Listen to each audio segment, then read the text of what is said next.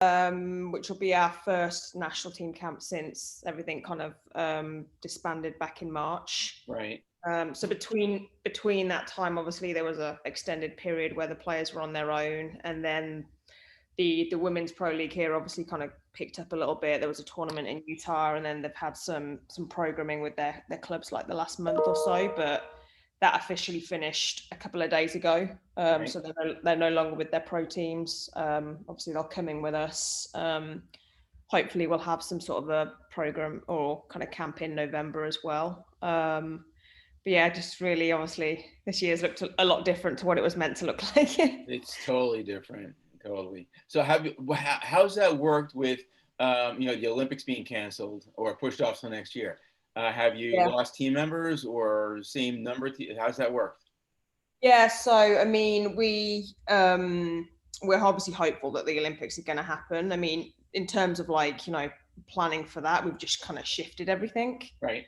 But I mean, yes, obviously it's been like for each player, obviously they've had, each has been really individual in terms of what they've needed and their concerns and what they've felt comfortable with, and kind of regardless where they are in the country and what they've got access to, we've just really tried to like maximize as much as we can in terms of like their training outcomes, and kind of like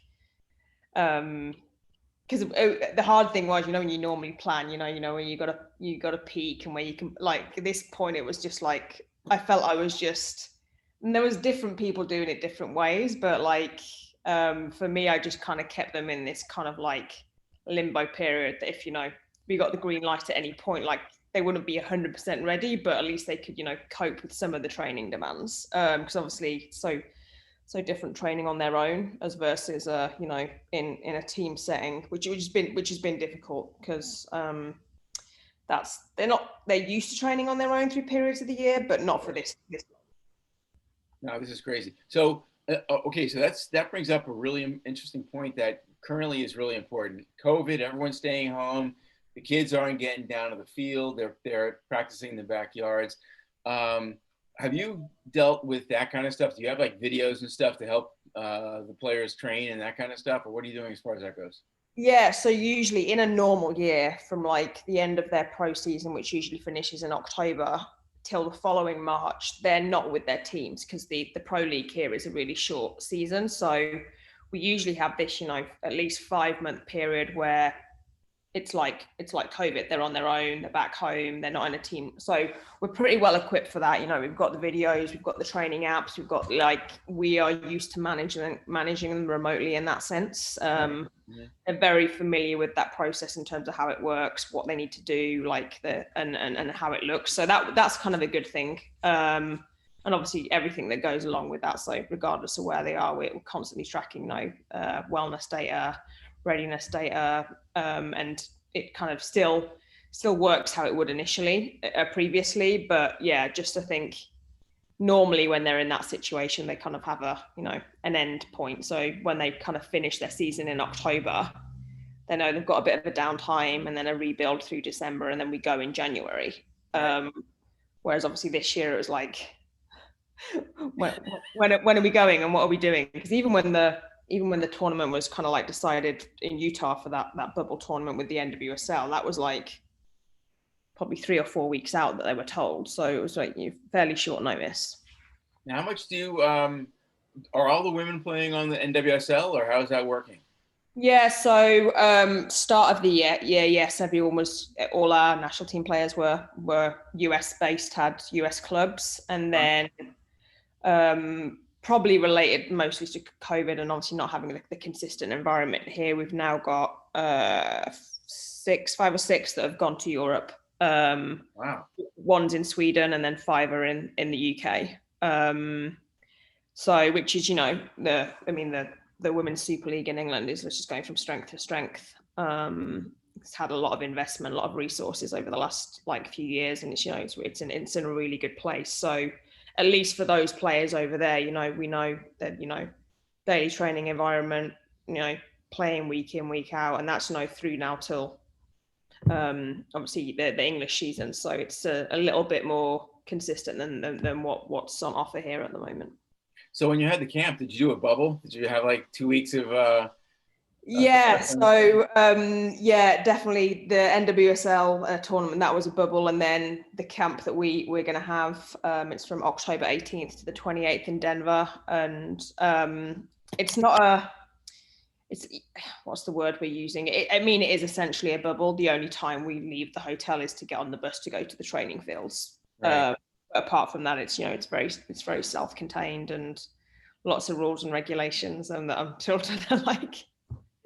Because it just impacts like even like just the littlest of things, like in terms of what you can and can't do, and like obviously so much time is now added on in terms of extra prep and extra kind of like stuff. So yeah, but yeah, so we'll be in Denver for 10 days, 10 12 days, really kind of, yeah, and that'll be our first kind of like first gathering again as a national team, which is I think that all the staff, the coaches, the players are literally just, yeah, like when you're in it normally, like I travel a hell of a lot for this job, and you're like, oh, it'd be nice to have some time off, wouldn't it, or like just a little, and now it's like I'm never gonna think like that again. I'm like never gonna take it for granted. Like it's like what you've got when you haven't got it, don't you? Yeah, exactly. You really miss it and then you really appreciate it when you get it back. Like for me, I'm a squash player and a Yeah. sailor. So we didn't do this. What's really amazing is that a lot of the states shut down sailing. And there's one-man boats. You can sail all day and not see another person. So you don't really need to be around other people to sail. So what was And the reason behind that? it's stupidity. There are a lot of stupid people who don't understand it, And so surely that'd be a good thing. Get on a boat and get as far away yeah, as you can. exactly. So how you're not going to get it from being out in the middle of the ocean. No. It's so silly. But and then there are people riding their bicycles with masks on and just going outside and wearing a mask and all that kind of stuff. So how many of the women have gotten COVID? Any? No, we've been really touch wood so far. Yeah, famous last words, but yeah, no, we're all good in that sense. Yeah, the NWSL tournament was a great success. It was actually the first pro league to go back in the whole of the States, and that was so that bubble was 6 weeks start to finish, and yeah, a real good success, like really good protocols. And then when obviously players have returned to their respective markets as well, it stayed good. So yeah, we're hopeful that we can create a safe environment for the players coming into Denver in the next few weeks. Yeah, when you get the vaccine, it's going to stop a lot of all this nonsense that's going on. It's like, I mean, obviously you want it to come out quick, but you also want it to be done in the right way. Exactly. Like obviously there's no one probably on the planet who doesn't want things to go back to normal, but it's like let's just make sure it's it's not like too quick too soon. Yeah, well, I actually got it in January. Oh, you did? I did. I got the original Chinese strain. I had a friend who went skiing in Aspen, and he came back, and right around Christmas time, he was sick as a dog. I mean, he had all the symptoms. He had a 99 fever, 99 and a half fever, but then it spiked to 103, 104, then went back down. He had all the GI stuff. He lost taste and he lost smell. He was a disaster area. And so then a friend of his got it, and then I got it from them. And so I got it around the 15th or 20th of January. And I play squash a couple hours a day when I go play. And so I got on the court and I started playing. And after like 3 or 4 points, I'm like, oh my God, what's going on? So I walked off the court. I said, Coach, I got to go home. So I went home, and it felt like I had the flu and mono rolled into one. And I never got like the high spikes of fever, but I had like a 99 fever for about a week or two. And the one thing that was obviously the telltale was that I lost my taste. And 2 weeks into it, I'm eating, my regular eggs and stuff, and I'm thinking, this doesn't taste like, it tastes like cardboard. This is horrible. I thought I made it right, so I'm thinking something's weird. So then in the evening, I made myself some chicken parmesan, which is my favorite food in the world. So I took a bite, and I was like, oh my God, this is like the most delicious food I've ever had in my life. So all of a sudden, it all clicked. Wait a minute. And then they were just announcing what the symptoms were. So but it all made sense, and my doctor said, yeah, you definitely had it. Yeah, sounds like it for sure. Yeah. So it was tough though. I can't imagine, playing soccer is like you can't do that kind of stuff if you've got anything like COVID. No, no, for sure, for sure. Yeah, well, I'm glad you came through it. Yeah, me too. And, my squash racket's glad I came back too. But then right after that, we got shut down and we couldn't play for 6 months. Yep. And that was horrendous. I went into immediate depression. I couldn't take it. How rusty were you when you got back into it? Were you like, Oh, yeah, it was so hard. But I was home banging a ball against the wall and doing my stuff in the backyard and wherever I could. yeah, And so that's all you could do. yeah, And yeah, sure. I did a couple of videos of how you work out at home with like 2 liter Nice. bottles of Coke and that kind of stuff. And Yeah, yeah. so Absolutely. it was fun doing that. But we built, our website is all about athletes and teaching kids how to be good athletes and how to get them in shape. So obviously COVID was a big thing. So we started getting videos from YouTube and producing them ourselves. We haven't put anything up that we produced ourselves. We've taken a lot off the web.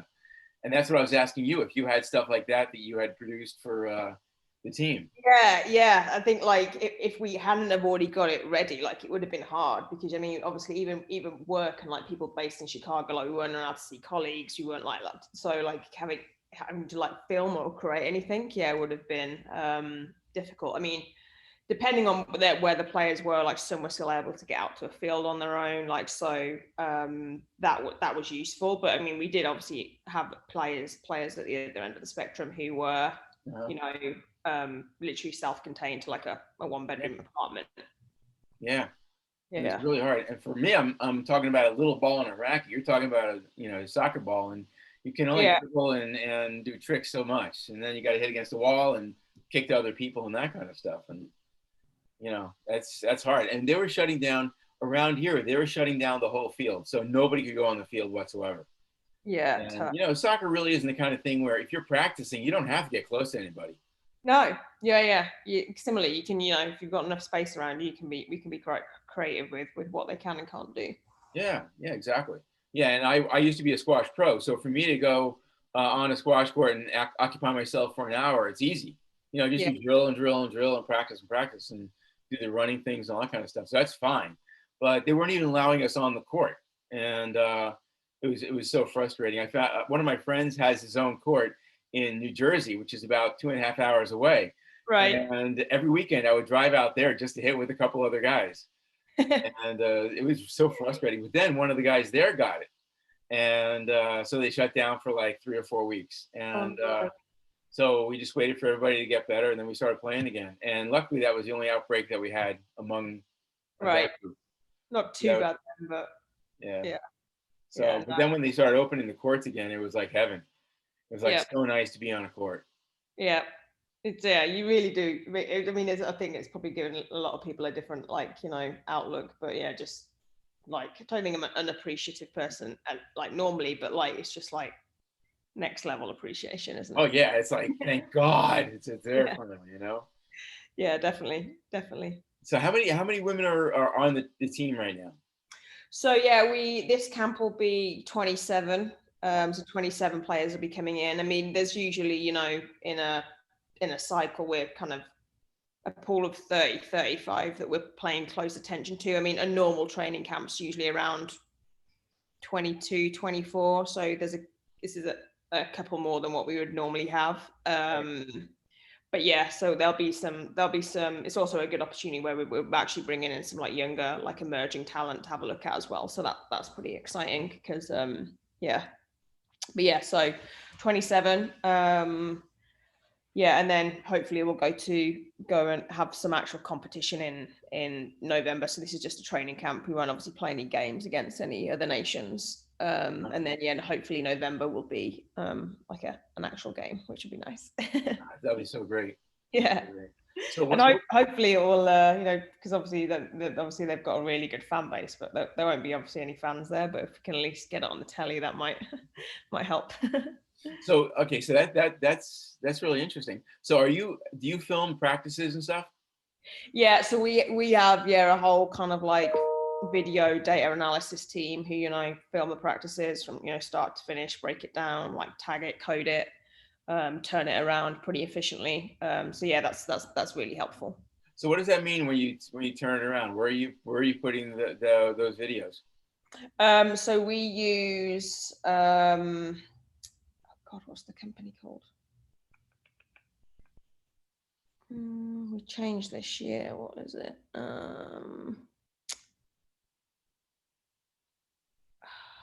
Which one is it? Let me check. I think we moved to Huddle. Oh, you use Huddle now. Okay. Yeah, I think we moved to Huddle. Yeah. So yeah, with the guy who leads that kind of department, he's been with the Federation, I think about 3 years now. But yeah, so yeah, that's pretty good because he's full time with the Federation, and yeah, so he's just specifically women's national team. He doesn't have to cover any of the teams. So that's great. Yeah, he's our go-to guy for that. That's fantastic. So, is that public any place? Is that only private, just for the team and for the coaches? Yeah, just private. So if a session ends, like again, it'll like a player will get like sent their individual clips. They'll get sent the whole session. Like if I want certain aspects of the session, I'll just ask him to send me those. So it's very obviously private. And then the different people who need to access and use the session will just basically state what they want and how they want it. Now, what's your job for, like, exactly what do you do? Are you helping? Do you get them at peak performance, or how do you do that? Yeah, so my official title is head of performance. So that really encompasses, everything from strength and conditioning, nutrition, recovery, load management, anything kind of from the physical aspect that's, might or might not impact their performance on the field. So it's a challenging job because you've obviously got like X amount of females, and like they all need different things, which is understandable. And so I work closely with a guy called Julian Haig, who's basically kind of the sports scientist who works with the women. So we work hand in hand. A lot of it is obviously is data driven. We have a lot of data on the players. We're pretty well equipped in terms of resources and what we need to do our job. But yeah, I think one thing about this national team is we're quite fortunate in terms of contact time. Just because again, the length of their off season from their pro clubs, like obviously every FIFA window we have them, sometimes we'll have them like longer than that. So, our touch points with the players, although it is a national team, we are quite fortunate in the sense that we can see them quite often normally. That's great. That really is. So how many of them have had problems with the ACLs and that kind of stuff? There's a couple. Touch wood, we haven't got anyone kind of in that bucket at the moment. It's more I think I haven't got the numbers to prove this, but it's more prevalent kind of like in our youth population. We'll have players in our youth teams that kind of experience that. Not to say it doesn't happen with our women; it has happened with our women. But we'll do everything we can to try and minimize that risk. Like obviously we can't get rid of it completely. Just kind of taking all as many precautions as we can to kind of manage that aspect and kind of like focus on trying not to let it happen. Right, of course. It's definitely obviously more prevalent in the female kind of athlete than the male athlete. That's what I would say about that. That's cool. And what about the difference between turf and grass? You find that there's more danger of that kind of stuff happening in turf? Yeah, like the research on that's pretty inconclusive. For like it's not like definitive. Yes, our players do play on turf. Sure. Like they go back and forth between surfaces. I think each player's got a preference. Obviously, if you ask them, they're going to want to play on grass, which is obviously the playing surface they should be playing on. But I think in terms of like hard and fast saying one is preferential or there are issues with doing XYZ. Obviously there are different levels of turf. You can get some really good quality turf these days. But yeah, obviously it does, it can affect some players when they are going between the two, or if they haven't been on turf for a long time. Right. And they also have different cleats and that kind of stuff. Or different. Yeah. Yeah. Exactly. Yeah. That's really cool. That's that's a whole science behind that. Yeah. Definitely. So you have like a minimum, like when you have somebody coming on to a young kid coming up, do you have minimum sprints and minimum agility exercises and that kind of stuff? Yeah, I mean, we know our benchmarks, like in terms of what each position on the field like needs to be able to do physically to play that position and, you know, compete for the WNT. So like players coming in, like we know where they are in relation to that. Like if they're at that point, if they're not, like it's neither here nor there. Like we'll obviously work with them to get to that point. Right. So yeah, I mean, that's we've obviously we can form that picture from like the data we've got from all the past historical years. And again, it's always changing, like those numbers, and depending, you know, like there's so many contextual factors that go into, you know, the playing position and what a player needs to do, that like we're constantly reevaluating that. Yeah, you must. So what about you? Did you play when you were a kid? I did play. I wouldn't say I was the world's best player. You know, I played it, I enjoyed it, but I mean, I began working in sports science, you know, relatively young age. I think it was like 19, well, when I was at university. So at that point when I was working in it, and, you know, it was like evenings, weekends, like, I don't mean this in a bad way, but I just didn't want like everything just to be like soccer. So I stopped playing it and just kind of focused on like the actual practical application of sports science and working with teams. So yeah, but yeah. If I had to say what was my favorite sport, obviously it would be soccer. But yeah, I'm definitely. Yeah, they pay you to say that though. Yeah, but yeah, no, I enjoy it. I mean, yeah, it's I like you know, the team aspect. Like I'm definitely more of a team person than just because I don't like my own company really. Like I like to be around people and yeah, be within a team environment. Yeah, one of my sons is like that too. He was a great squash player, but he wanted to be around a team. So he played soccer, and you know, that was his thing, and you know, so he loved that.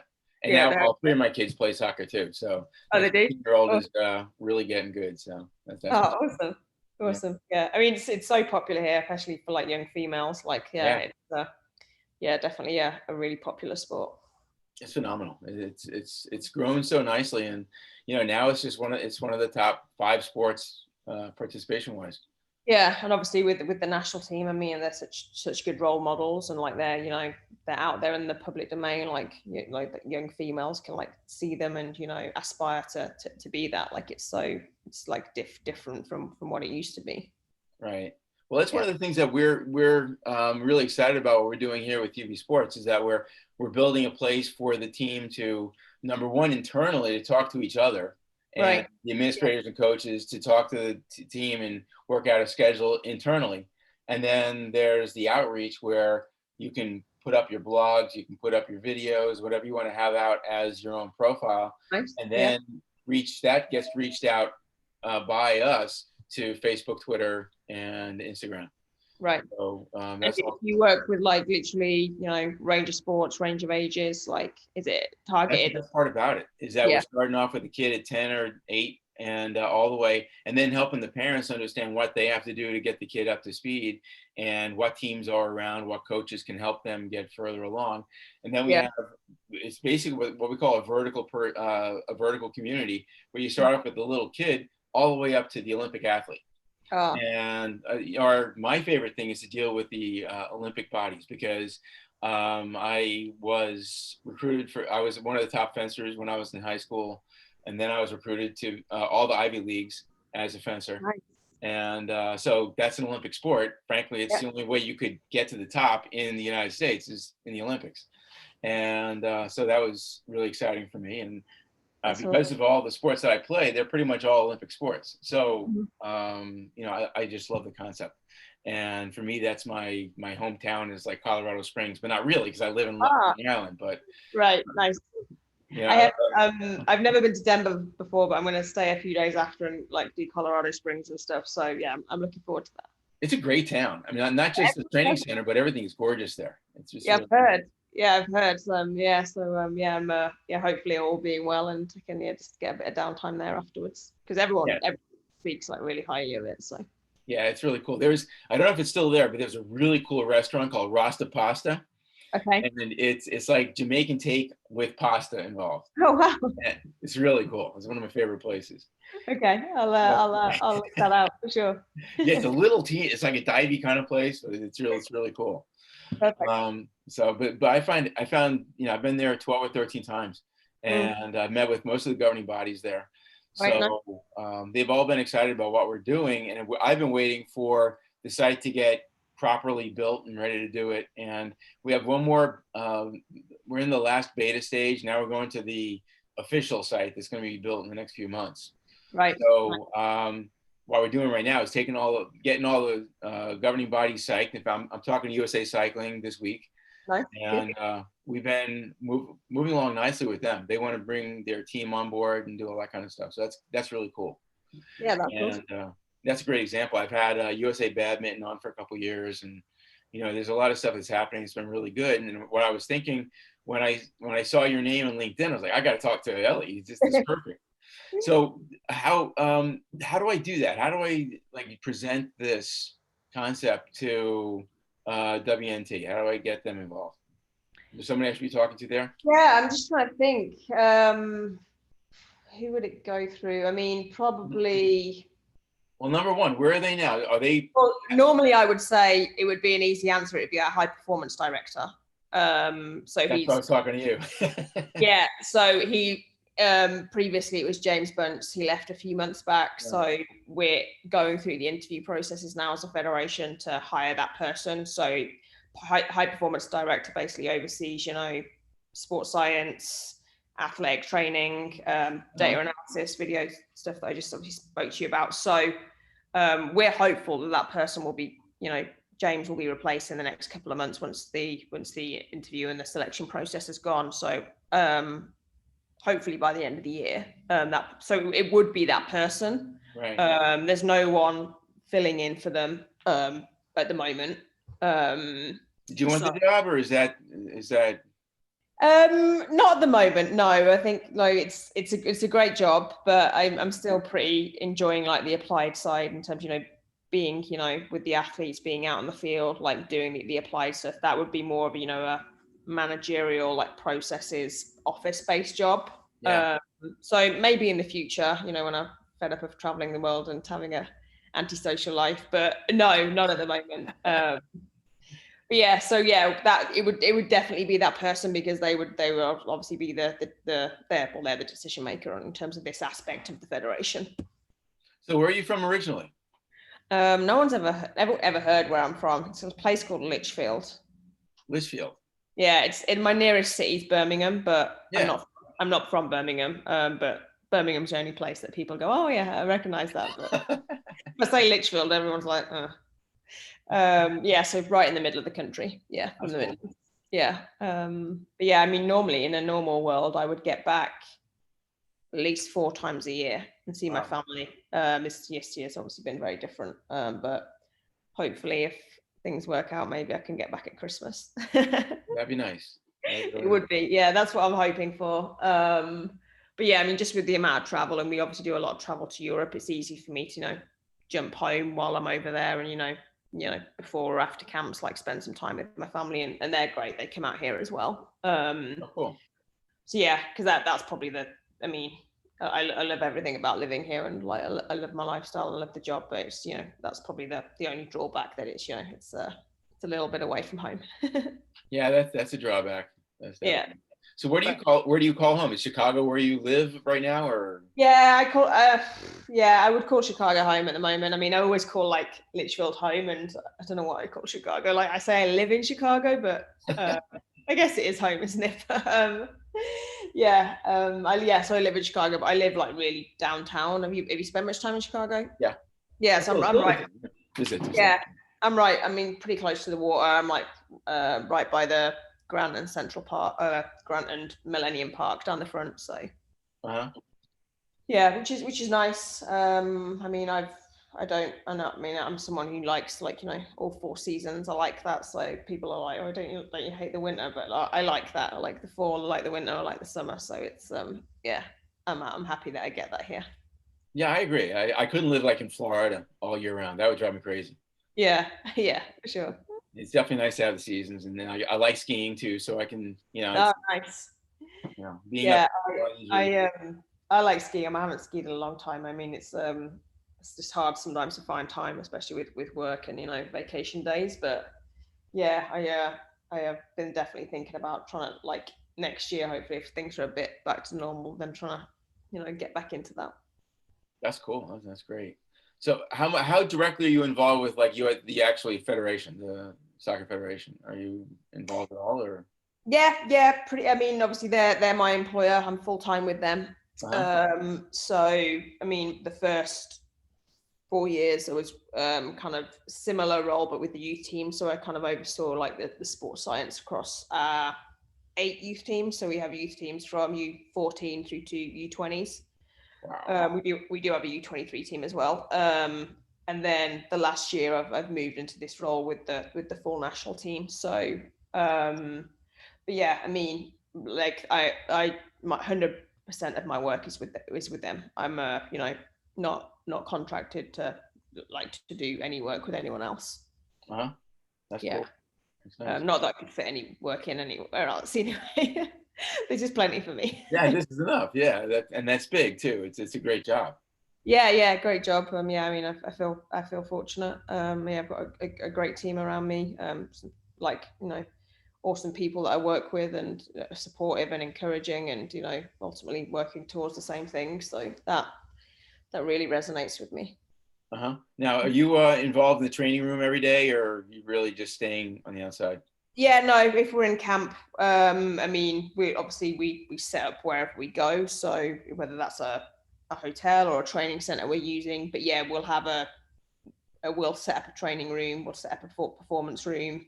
And yeah, I mean, if I'm not at the field or at meal rooms or at meal times, I'm usually in and around the training room or the performance room. And that's we're pretty open with that. Like in a normal world, it's a open door, like players coming in and kind of like making sure that whether it's individual needs or kind of group sessions we're leading, but we have that accessibility for them.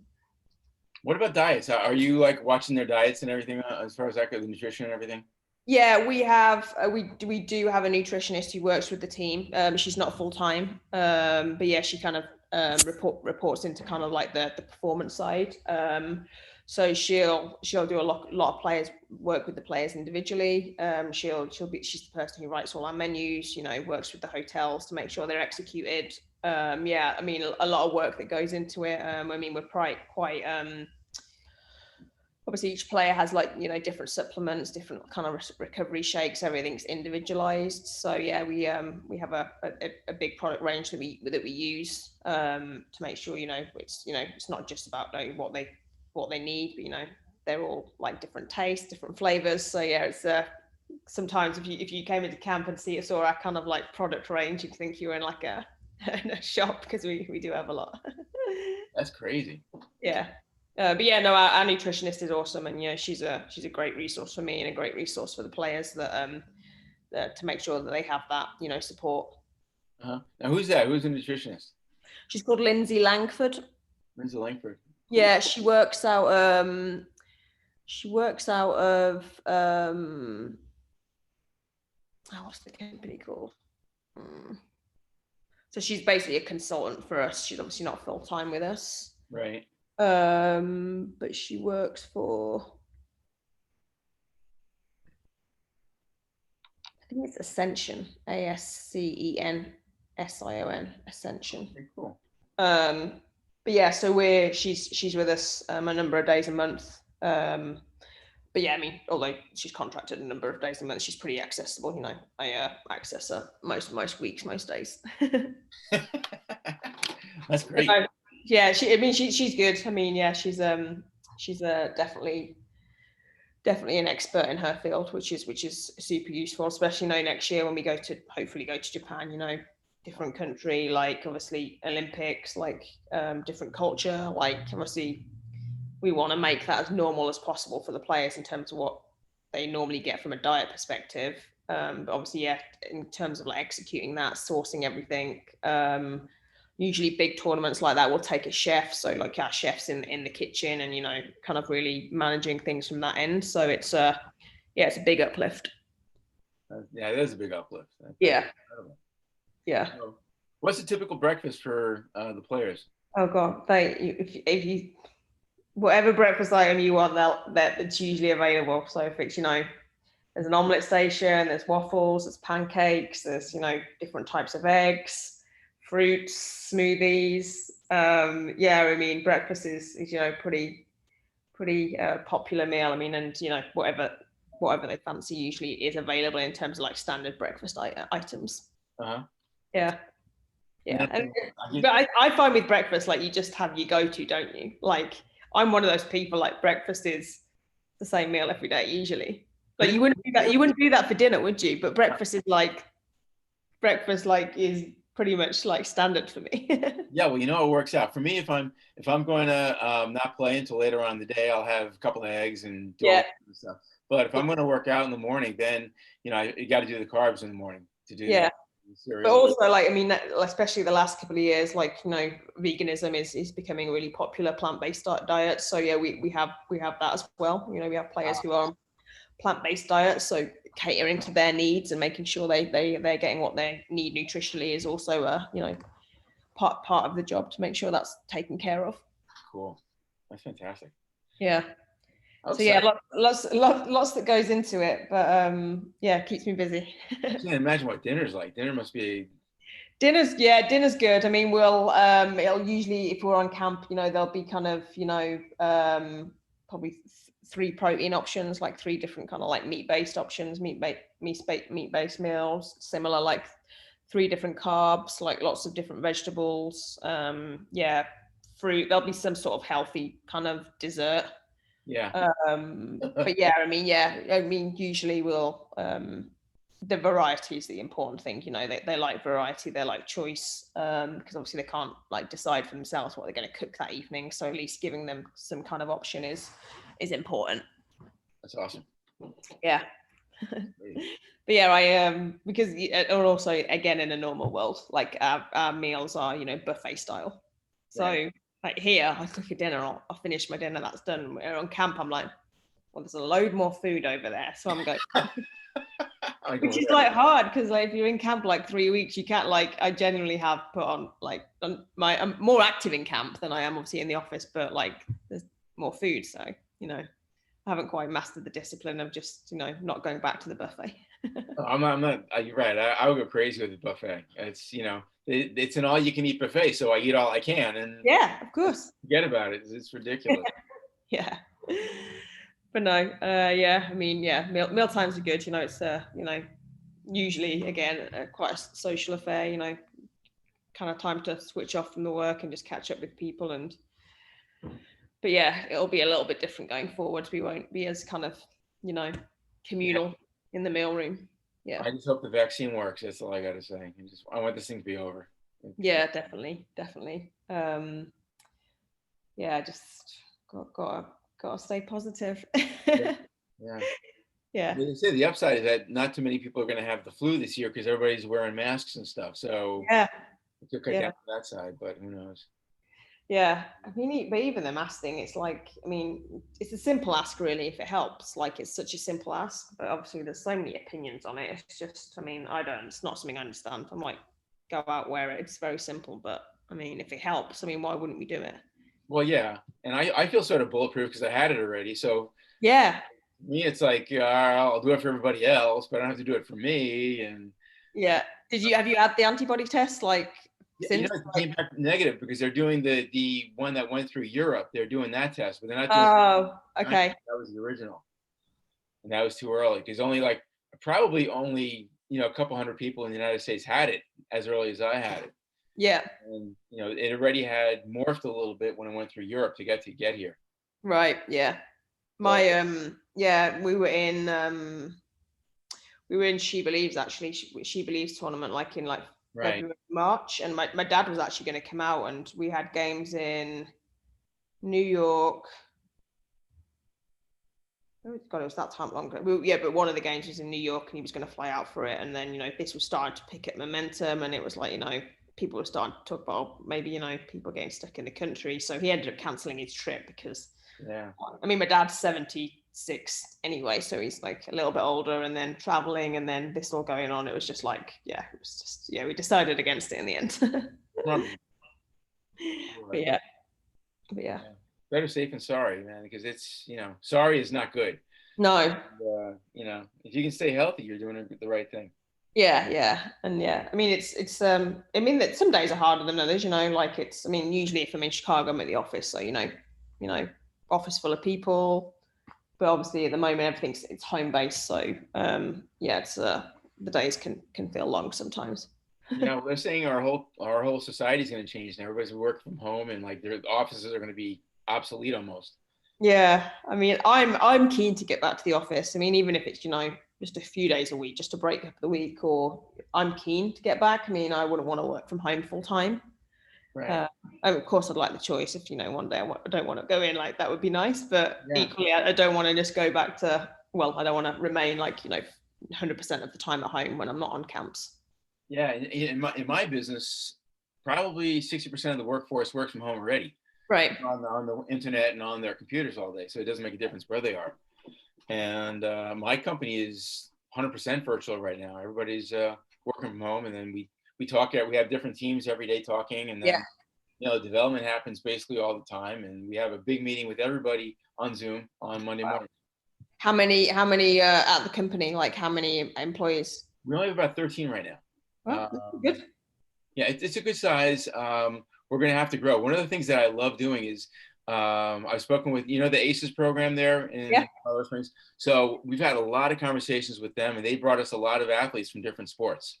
Right. And we get one of the Olympic athletes to act as our ambassador for each one of the sports. Oh, that's awesome. And they come on and they basically curate the site for everybody else. Like for women's soccer, we want a women's national team person to come on. And, you know, they don't have to be like one of the, you know, Megan or anyone like that. They could be someone who's aspiring, who's almost on the team, but not quite there yet, who's young and is dying to be there, and get them to say, to look at what we have for the blogs and for the news, and update everything to make sure that we have the right bloggers and the right news, and, you know, the right training videos. We have skills and drills videos that we put on the site. Oh, nice. And that's another thing I was hoping to talk to you about, to see if we can get some of those kind of videos to put up on the women's soccer video on the soccer portal. Yeah, I mean, I could ask the question for sure. I mean, yeah, if it was up to me, of course it would be. Yeah, I would just need to take that through our comms team. So yeah, it would just be a request through them. But yeah, can definitely ask the question. Okay, that'd be great, because, you know, again, we're talking about the COVID thing. We want to have a lot of workouts and a lot of skills and drills practices, and then stuff that kids can do from home when they can't get down to the field. You know, we have fields with weeds growing in them. It's horrible. Oh, no. It's just disgusting. And right now I'm hanging out in New Haven by Yale University. Okay. And, you know, the fields look horrible. Everything looks like post-apocalyptic. It's like there's no one around. It's all quiet. There's weeds growing every place. It's disgusting. Oh. Yeah. Who would have thought we'd be in this position? Never in a million years. And I was, for my kids' high school, they have a little small backyard, and just big enough for one field. So they had a regular grass field, but you can only use that one season if you're keeping it up, if you're doing it right. And we have, like, you know, we have 4 seasons of sports going on there. And we have summer camp. We have, of course, lacrosse and soccer, baseball, softball, and a bunch of other stuff. We try to fit on one field, but you can't do that with grass because it's only good really for one season. Yeah. So I was trying to convince everybody to go to turf, and there are so many good turf options right now, as you said. Yeah. And they were just like, no, we want the regular grass. And then there was that scare about soccer, about cancer, because, you know, a couple of the goalies were getting different kinds of cancer, and they were saying it was because of the turf. Yeah. And you know, I guess the test came back that I wasn't the turf. It was just something else, that was some coincidence that was happening. So, but they decided on the regular grass, but now it's got weeds growing in it. I'm like, well, serves you right, because you didn't want the turf. Oh yeah, I'd take anything I can get right now.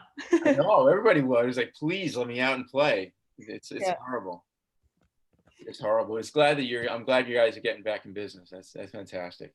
Yeah, it's been a long time coming. I mean, hopefully it's consistent. Like hopefully it's just, it's different, but it's at least consistent. Like I'll take that. I mean, just I don't want to go back to obviously what was previous. No, that was not good, not at all. But what are you guys? Did you have to join the NATA, the National Athletic Trainers Association? Yeah, I think our athletic trainers that who work with us I think are probably part of that. In my position, no, I don't have to be. But yeah, yeah, I mean, most of my qualifications and memberships are still UK based. Right. Yeah, because I mean, I graduated in 2007 from my undergrad, and then I finished my master's in like 2009. So yeah, that makes me feel really old. But yeah, so. It makes you feel old. Oh my God, I was middle-aged by then. What are you talking about? It's a whole different world. I'm just glad I can hobble around these days. But Well, you sound pretty active, so I don't think you're doing too bad. I'm doing pretty well. Nothing's broken down. Usually, guys who play squash I'm 62, so Wow. around their 50s, their knees start going and their hips start going. And I've had 3 meniscus surgeries, but other than that, I'm pretty okay. Oh, awesome. I had hip surgery last summer, and it's still not right. I'm like, but I'm just like, just wish I could get up one morning and just feel 100%. Like everything I do at the moment is dependent on how my hip feels. I'm like, oh God, it's just no, it's not. Yeah, definitely not what it used to be. So what, did you get it refaced, or what did you have done? Yeah, I had a FAI and a labral repair. So yeah, I mean, I didn't do anything, catastrophic that, I injured my hip. It was just gradual onset, and then kind of just rehab, and everything else wasn't making any kind of effect. So I went for the surgery, and it's better since the surgery, but it's it's definitely still not 100%. Yeah, of course. Yeah, my sister had a full replacement, and she said it was fantastic. She was back walking like within a week or two. Yeah, for sure. Well, actually, like they say that, like labral repair and FAI is like, so much harder to, rehab, and you better gain off obviously a full hip replacement. But I mean, obviously I'm a bit young to do that. But yeah, in terms of like the rehab and, getting back on your feet, that's definitely the school of thought. Yeah, and so she's now playing tennis every day and playing Okay. pickleball. She loves pickleball. Is such a big thing these days. It's crazy. Yeah. That's awesome. Yeah, it definitely helps to stay active, especially in these times. I mean, I'll try and get out, like, my days are pretty full, like with work, but at least either end of the day, like, I'll try and get down to the water, and just even if it's just a walk and get out the apartment, it definitely makes a difference. Yeah, well, that's one of the things I found very interesting. How everybody all of a sudden started walking and running and cycling and that kind of anything they could do. Yeah. Get out. Yeah. The first month was like it was a ghost town. Nobody would go out. No, it was so strange, wasn't it? Like Chicago was just like, you'd look out the window and you'd be like, deserted, like absolutely deserted. Not a soul on the streets. Well, they said the cities in Maine had like moose walking down the middle of the streets. Oh God. Yeah, it was crazy.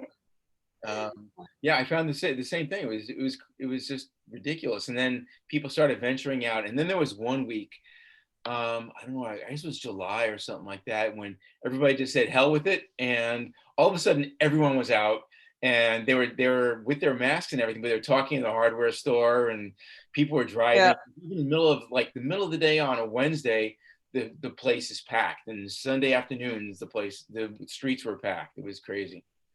Yeah. Had us get out. The change in weather, the summer months definitely helped for sure. Oh yeah, definitely. But now they're saying you're supposed to be more. It's more dangerous now that it's fall and people are going to be staying inside more. That we're going to get it. Yeah. There's going to be a second wave. But oh God. I know it's a disaster. Let's hope not. I know. Just keep my fingers crossed it doesn't happen. No.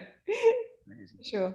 So okay, so what I was really hoping to do is just get to know you and get a better handle on what you guys are No doing. worries. Yeah. If we can get those, if we can get any of those videos, training videos, that kind of stuff would be fantastic.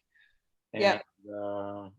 scrimmage videos, that also would be really cool for, for the people who are watching our stuff. Yeah, I'll ask our guys. I kind of have to approve that and then let you know. But yeah, I mean, I'm definitely happy to ask the question. That'd be great. What I'd like to do is keep checking in with you every couple of weeks, and Oh yeah, for sure. You're fine. like half an hour or so, and just like talk to you and see what's going on. Yeah, no, you're definitely more than welcome to. I'm happy to. Okay, that's great. Thank you. Who's the communications director there? Neil Bewthy, B-U-D. It's B-E-U-T-H-E. Neil. He's been at the federation a long time. But yeah, he's our communications like director of that area.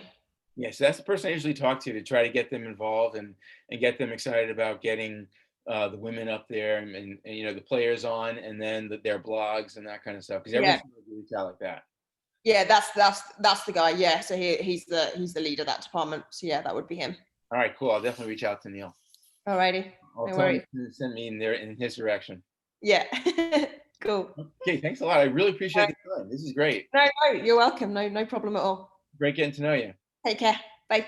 Talk to you later. Bye-bye.